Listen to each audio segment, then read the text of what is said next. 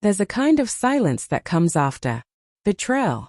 Not the explosive kind filled with shouting and slammed doors, but a heavy, airless stillness that sinks into your bones. That's the silence that swallowed me the moment I opened the old showbox from the attic. I wasn't searching for hidden truths, only the photo album from the year we got married. Something for our daughter's school project on family history. Instead, I uncovered a neat stack of time-worn letters, folded with a care that didn't feel familiar. At first, I assumed they were mine. I had written my wife countless love notes when we were young, but the handwriting didn't match. The tone was too intimate, too specific, too fresh to be from some distant friend. And then I saw the signature. My stomach dropped. I recognized the name instantly. Greg, her college boyfriend. The one she had insisted she'd severed all connections with long before we married. I read the letters the way a man might watch his own life collapse in slow motion. They weren't relics of the past. They were evidence, undeniable, persistent, stretching back 19 years. Secret meetings during work trips. I miss you already notes dated just 4 years ago. A hotel receipt tucked between envelopes. From the same weekend she claimed she'd traveled to Boston to care for her aunt. For more than 20 years, I had lived inside a partial truth. We built a home, raised 2 children, shared celebrations, all while she maintained a parallel life I never knew existed. The worst part? I didn't see it. Or maybe I saw just enough to turn away.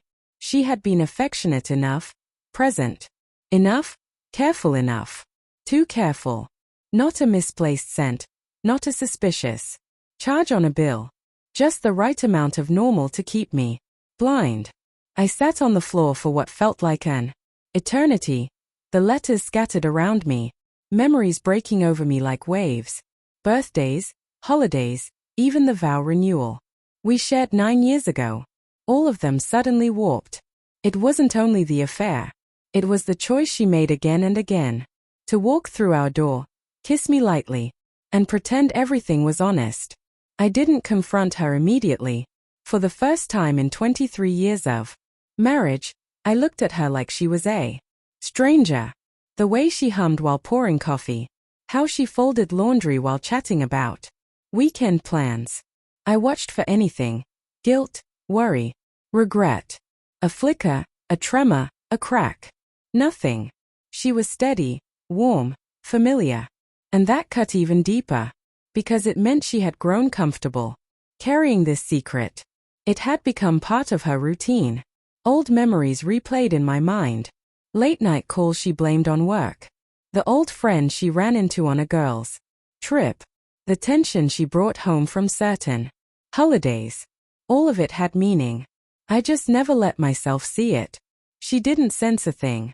She had no idea that the version of me she knew had vanished the moment I opened that box. When I finally spoke, it wasn't at home. I chose a dinner out with our son and daughter at our favorite restaurant. A place layered with family memories. I wanted her to hear the words surrounded by everything she had put at risk. It wasn't retaliation, it was recognition. We sat there, smiling like any ordinary family while the kids joked about classes and summer plans. She reached across the table and let her fingers trail over mine. And that was the moment I realized just how skilled she'd become at lying. Not only to me, but to herself. I met her eyes and felt a strange calm settle inside me. This was the moment. Not fireworks. Not a blow-up. Not years of pain erupting all at once. Just a single, precise cut delivered in 7 simple words. Our daughter stepped away to answer her phone, our son still scrolling absent-mindedly. I leaned in, lowered my voice, and said them clearly. I know about Greg. It's over. For a heartbeat, nothing changed on her face. A blink. A small pause. Then everything collapsed. Her expression fell apart. Her smile vanished. Her hand recoiled. Her posture stiffened like someone caught in a sacred space committing a sin. She opened her mouth, but nothing came out. My son looked up, asking if everything was okay. I nodded. We'll talk later. And I would. But with the kids. Because now the mask had slipped, and what remained wasn't the woman I had married, only someone who had worn her face. She followed me to the car in silence, eyes wide, lips trembling like she was holding back a flood. Please, she whispered, clutching my arm. Let me explain.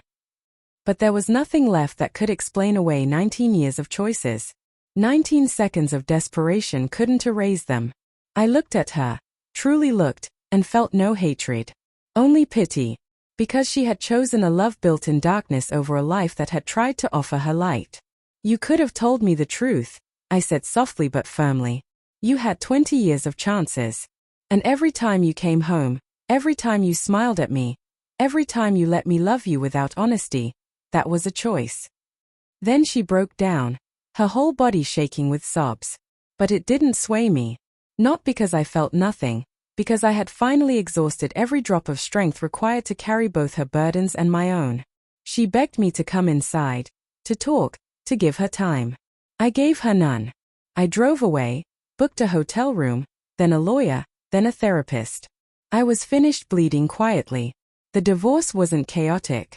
It was sterile, straightforward. I told the kids first. Not every detail. Just that their mother and I were ending our marriage because of a long-running betrayal.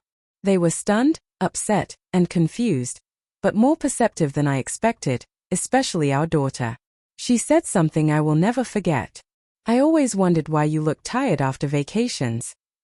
And that was the moment I knew I'd made the right decision. I had spent too many years dragging around unspoken doubt, trying to love someone who had divided her heart. In the months after, she tried to win me back. Calls, letters, messages through friends. But I never answered. I didn't need to.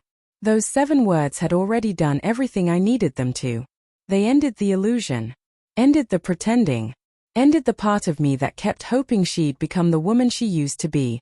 Sometimes closure doesn't arrive in screaming matches or dramatic gestures.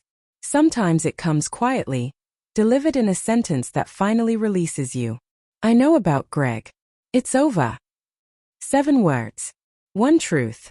And a man who finally chose to walk away.